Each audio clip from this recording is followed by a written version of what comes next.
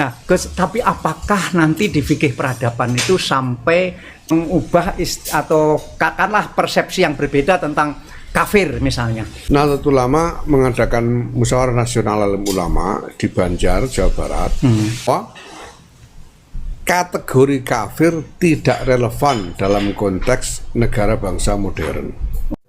Ini saya lagi mengadukan ke Boris. Kalian kenapa sedang sekongkol untuk menghancurkan Islam? Apa hukumnya dengan Islam bagi orang yang dengan kuasanya memberi izin untuk berdirinya tempat ibadah bagi umat agama lain seperti gereja, sampai mati dia dapat dosa jariah? Bagaimana dalam agama Islam seorang muslim karena jabatannya dia memberi izin berdirinya rumah ibadah seperti kelenteng, gereja, dia dapat dosa jariah, mengalir terus. Hadis di atas konteksnya tentang kafir zimmi, sedangkan di Indonesia ini berbeda, dan sekarang di dunia manapun nggak ada kafir zimmi. Semua orang kafir dunia sekarang ini statusnya harbi, kata para ulama. Istilah kafir saat ini sedang menjadi bahan perbincangan di kalangan umat Islam karena istilah kafir dianggap sebagai satu terminologi yang tidak relevan dengan kehidupan bernegara di zaman modern.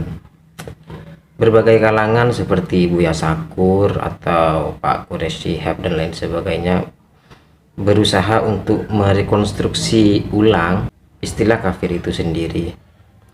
Tapi saya tidak ingin masuk pada poin itu. Yang ingin saya bahas di sini adalah akibat dari istilah kafir itu sendiri.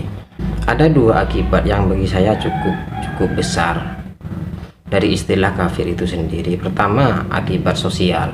Ini akibat sosiologis. Secara sosial, di sebagian tubuh umat Islam berkembang tafsir bahwa orang Islam tidak boleh berteman baik dengan orang non-muslim. Bahkan lebih ekstrim lagi, bukan hanya tidak boleh berteman baik, tetapi seorang muslim sudah diperbolehkan membunuh non-muslim karena berkembang fatwa bahwa non-muslim yang sekarang ini berkembang adalah harbi semua. Ketika dikatakan itu adalah harbi, maka hanya ada dua kemungkinan yang bisa disimpulkan, yaitu halal darahnya dan hartanya boleh dirampas. Itu yang pertama. Yang kedua, akibat politis dari istilah kafir. Akibat politis yang saya maksud adalah begini. Di dalam kehidupan berdemokrasi, seharusnya semua warga negara, baik itu muslim maupun non-muslim, memiliki hak yang sama untuk menjadi seorang pemimpin, dan itu sudah dilindungi oleh undang-undang. Tetapi perkembangan tafsir yang ada di tubuh umat Islam justru seolah-olah tidak merestui akan hal itu. Berkembang sebuah tafsir bahwa haram bagi non-muslim untuk menjadi pemimpin, atau haram bagi orang Islam untuk memilih pemimpin dari seorang kafir. Bahkan ada akibat-akibat politis lainnya, seperti orang kafir tidak boleh diizinkan oleh pemimpin muslim untuk mendirikan rumah ibadah. Ini adalah akibat-akibat politis dari istilah kafir itu sendiri.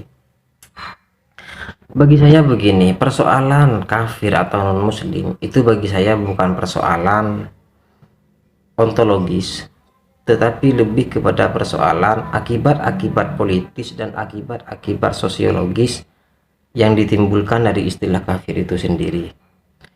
Maka bagi saya perubahan dari kafir menjadi non-muslim itu tidak bermakna sama sekali, atau merupakan perubahan yang anfaidah ketika akibat-akibat sosiologis dan politis yang terkandung di dalam istilah kafir tidak dirubah ketika istilah itu dirubah menjadi non-muslim.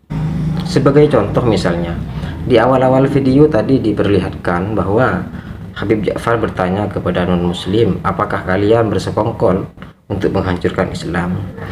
Pertanyaan itu tidak lantas membuat suasana tegang, tetapi malah membuat suasana itu semakin cair dan mengundang tawa.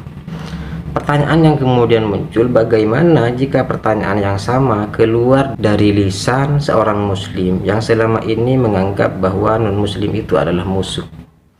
Tentu reaksi mereka berdua akan berbeda, akan terjadi ketegangan di sana. Kenapa kemudian ketika kalimat itu keluar dari Habib Ja'far tidak ada ketegangan di antara mereka? Karena mereka tahu bahwa Habib Ja'far bisa bergaul dengan semua elemen masyarakat tanpa memandang bulu apakah dia itu beragama Islam ataupun non Islam, atau mereka berasal dari ras mana dan lain sebagainya. Jadi inilah yang saya maksud, bahwa istilah kafir maupun non muslim itu bukan persoalan ontologis, tetapi lebih pada persoalan akibat-akibat politis dan sosial.